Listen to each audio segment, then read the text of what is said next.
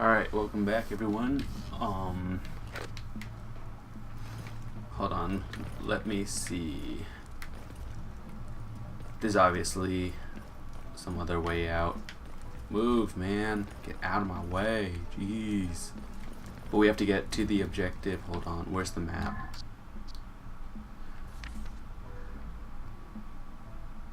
I don't even know. It doesn't mark anything.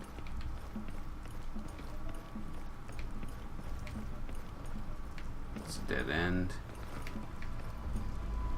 So I'm guessing we go backtrack.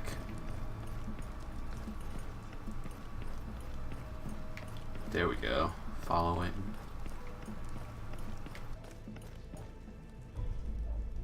Everything is finished up there, Sir Valar. There's not a soul left alive in this whole bloody place. Good. Pillage as much as you want, but if you find letters or documents, let us know. My thanks, sir. I will let the other Bloodseekers know. We have nearly finished.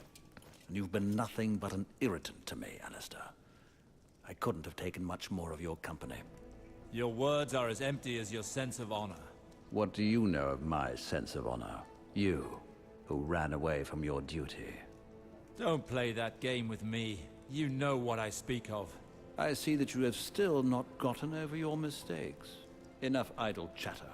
We need the documents that the Queen requested. I do not wish to remain here long. Alright.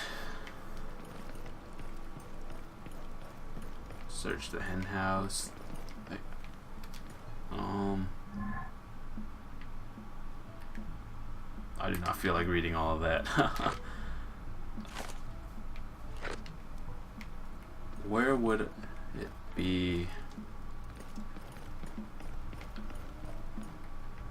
So this is your personal army. They look like crows on a battlefield. If I were a letter, where would I be?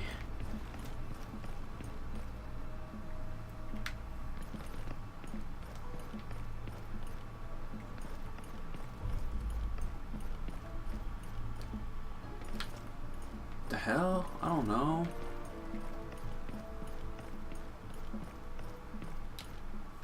You're not a letter. Honestly, I have no idea. Turn this way this time. It's probably in a building, or no, not a building, a room somewhere.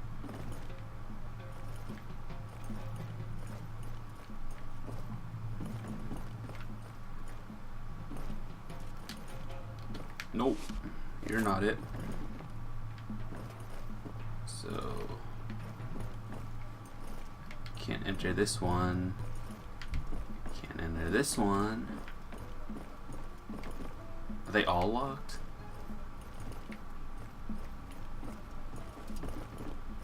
This chest is horrible. There we go.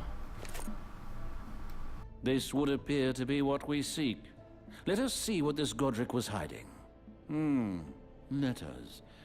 So he wasn't lying. He did have orders from the King's hand himself. Ah, here is something that will no doubt interest the Queen. What have you found? I was tracking down a girl who vanished just as I was about to close in on her. This document details what happened to her. It surprised me that she escaped me so easily. John Arryn was behind all of that. He sent her to hide in the north. And it would seem that this Godric was supposed to join her. Jon, someone must go to the north and get that girl. The Queen wanted her head at any cost. You are my best spy. I would like you to go in person, take a few men and go to Castle Black. Pretend to be Godric Donnelly. That whore will more easily come out of her hole if she thinks she's found her protector. Send me a raven as soon as you have located her. I will go meet you and take care of her personally. Understood, Sir Valar. It is time that I return to the Red Keep to report to the Queen, Alistair. Don't think that you'll see her without me. Indeed. We will meet again at the entrance to the throne room. But if you guys don't understand it right now, it's like each chapter is you're playing as either Mors or Alistair. They are like somewhat enemies, I guess you can say, and you're playing it from their point of view, which is pretty much replaying the chapter in different points of views. But so what you saw before was when Moores was trying to kill that guy. But now you're playing as him, or Alistair, and you know exactly what has happened. But if you're caught up with the story, good on you.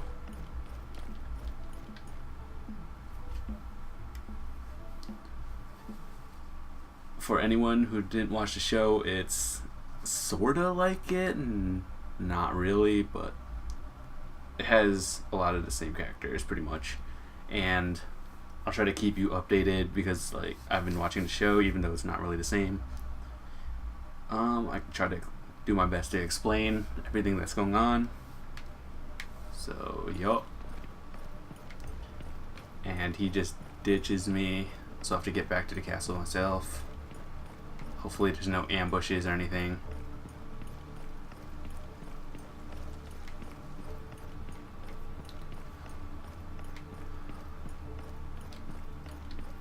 To the throne room.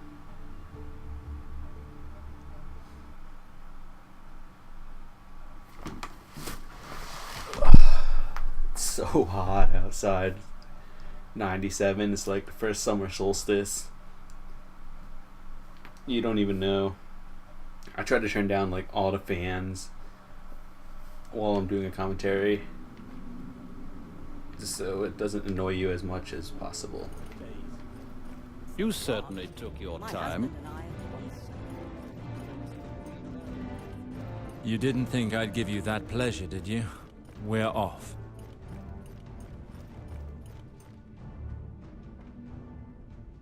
Ah, my brave knights have returned. Your Grace, the mission you gave me has been accomplished. Furthermore, here are the documents that you asked for. Perfect. I note that you managed to cooperate finally. Let me see that. So that wretch is in the north. Good. Now, let us speak of you, sirs. I have had news of your hunt's progress. Your escapades throughout the city are already a source of much talk. I would have appreciated a bit more discretion. Forgive me, there were many men standing between us and our objective. I see. I shall attribute that to your inexperience in the matter, sir. Do not let this happen again. I'd rather not have to get rid of you. But after all, this commotion revealed our enemies, did it not? Without that, I imagine that you would not have found out about this mother hen. On that subject, I heard tell that Lord Alistair insisted on resolving matters peacefully at the Potters. Is this true?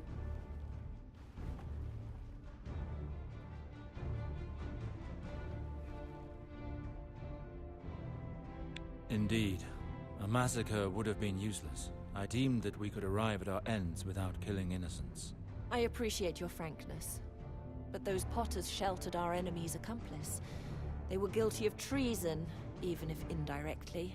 I would have liked for them to pay the price. Really, I imagine it would have been better to spare them, if only to avoid drawing too much attention to this whole affair. What matters is that our enemies have been destroyed for good. Consider it done, Your Grace. The mother hen, whose true name is Godric Donnelly, will cause you no more problems.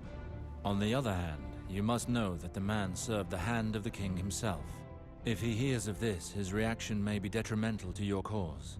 Do not worry, my good fellow. Lord John Arryn will learn nothing of the kind. The hand of the king is dead. I heard of it just a moment ago. What happened? He was struck down by illness. His intrigues and power died with him. I see. And concerning River Spring, Your Grace? Have you made your decision? Not yet, sir. Your collaboration is not yet finished. Your Grace, I had thought to fulfill my contract by eliminating the enemies of the Crown. You thought wrongly, Sir Alistair. In light of the letter you brought to me, there still remains one person for you to find. The documents that you've brought me will enable us to continue our search for the young girl that you allowed to escape, Sir Valar. This information leads me to believe that she was sent north, somewhere close to Castle Black. Her name is Jane Greystone. I want you to return her to King's Landing. dead or alive. Use whatever means you like. I care not. It is now up to you to prove how determined you are to become the future master of River Spring. Come back to me once you have taken care of the young girl. Not before. You may go. Unfortunately for you, Alistair, one of my men has already left for the wall. That is a race you will not win.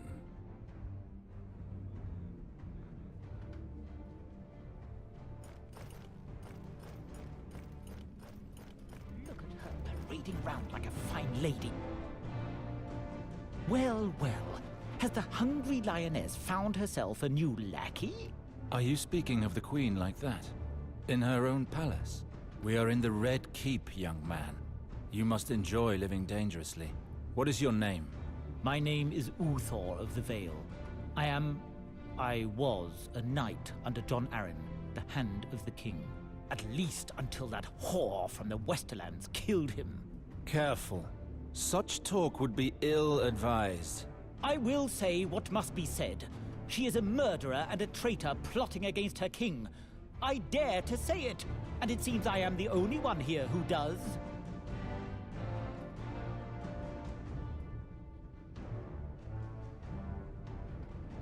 You are making some serious accusations. I hope you're aware of the gravity of your words. My lord John Arryn was unquestionably loyal to King Robert. He argued with the Queen, and within days he fell ill and died. Was that a coincidence? I think not. And though many may have forgotten what they owe Lord Arryn, I have not. I myself am a servant of House Lannister, and I will not allow you to sully my lady's name. Hold your tongue, my lord, if you do not wish to lose it. I know very well what I risk. Run along back to the Mother Lioness, you dog's body. I will fulfill my duty, whatever it may cost me.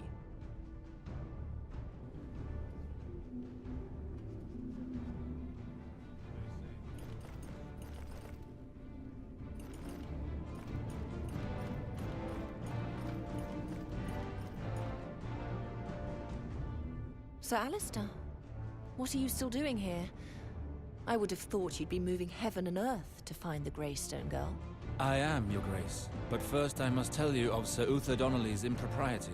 He spoke of you in a manner that was inappropriate. Ah, Sir Uthor, yes. A sad case of excessive loyalty. The poor boy holds me responsible for the illness of our late lamented John Arryn. I do not know what fantasy has overtaken him. I imagine that he allowed his pain to overshadow his reason. As for my bore of a husband, he pays no attention to what is said, even within his walls. He is incapable of maintaining order, or even his queen's dignity. I find it hard to believe that no one came forth to defend you, your grace. Oh, of course, Sir Valar immediately offered to silence him in the most violent manner. But I do not wish to see the young man hurt for such a trifling thing.